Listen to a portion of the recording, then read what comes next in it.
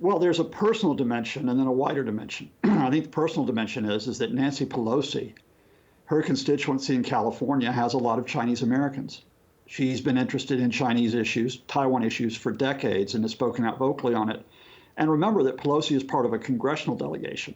There are other representatives there, and they're visiting not only Taiwan, they're visiting Asia.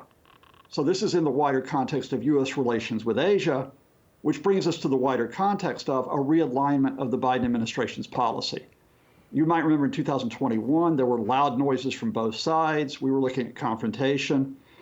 The Biden folks were kind of moving around as to how much they wanted to challenge China.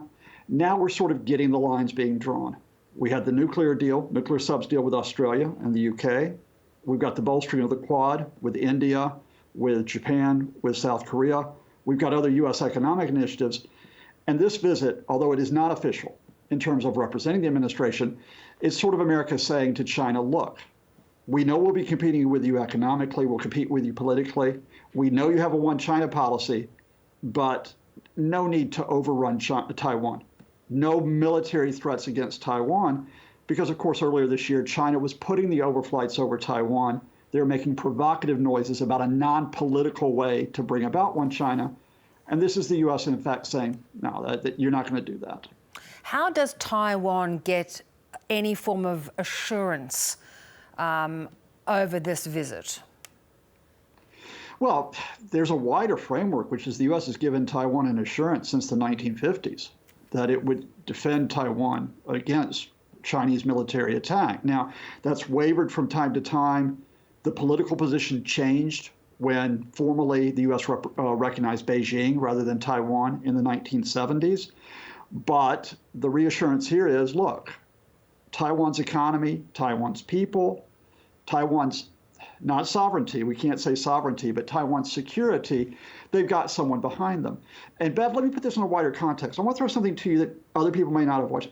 There's been another visit in the last few days that no one really noticed.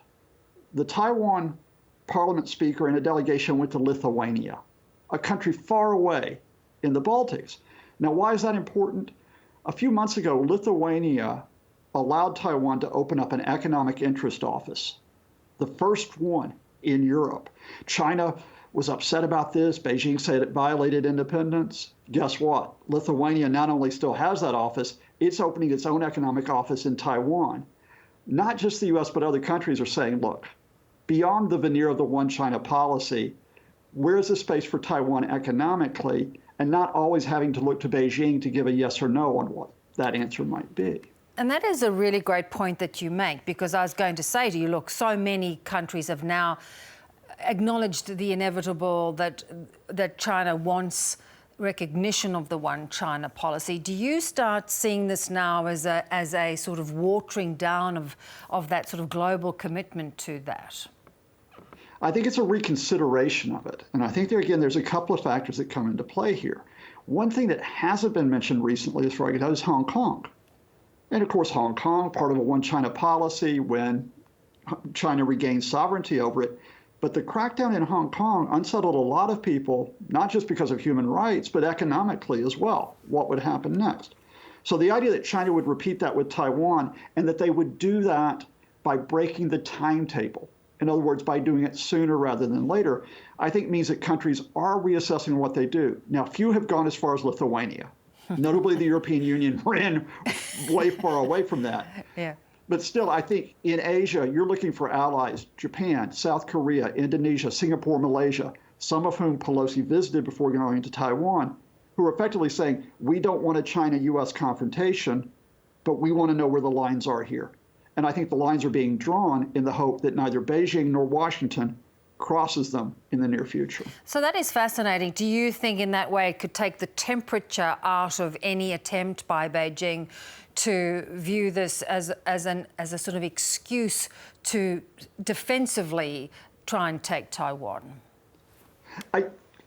I think this may actually be a pressure cooker moment in the sense of releasing the pressure. Now, that might sound strange where the headlines are, but let me say that for two reasons. First of all, go back to the 1950s. We've had times where publicly the U.S. and China have been close to war, even close to nuclear war. When that happened, and here's my second point, it's the private conversations that mattered. The reason why they didn't go to war in the 50s is there were private communications between Washington and Beijing for everyone to step back. After Tiananmen Square in 1989, with the anger at the Chinese repression of the democracy movement in that country, there were private communications about avoiding a wider confrontation, where this goes. And so a few days ago, President Joe Biden spoke to Xi Jinping on the phone in a private conversation. Very little was said publicly, where I suspect lines were drawn. China will protest this visit. They'll have their military exercises that you've been hearing about, but they will not go in to overturn Taiwan's status. The U.S. will support Taiwan's current status without supporting Taiwanese independence. And then it's a live and let live situation. You talk of that private conversation after which we saw a lot of bluster from China. Do you feel there was a different acknowledgement, a different agreement behind the scenes? And does that mean there still needs to be quite a recalibration in the relations between the two? Well, this has to be an ongoing process. I mean, the opening months of the Biden administration was just a disaster on U.S.-China relations with that public showdown in Alaska, of all places, where they effectively were shouting at each other. What the U.S. has done since then is rather than go directly against China, has been talk to Australia, talk to the Japanese, talk to the South Koreans, talk to Asia. China's talking to its own potential partners with the Belt and Road Initiative. What you have to hope is both countries are realigning on the prospect of competition. Because here's why, Bev, I don't really buy the idea of a military confrontation over Taiwan. If China goes after Taiwan, they risk international isolation in many quarters, and second, they undermine their own economic approaches. Taiwan's important to China economically as it is, but it is also part of a wider Asian approach by the Chinese for economic expansion, and war is not good for business in the long run.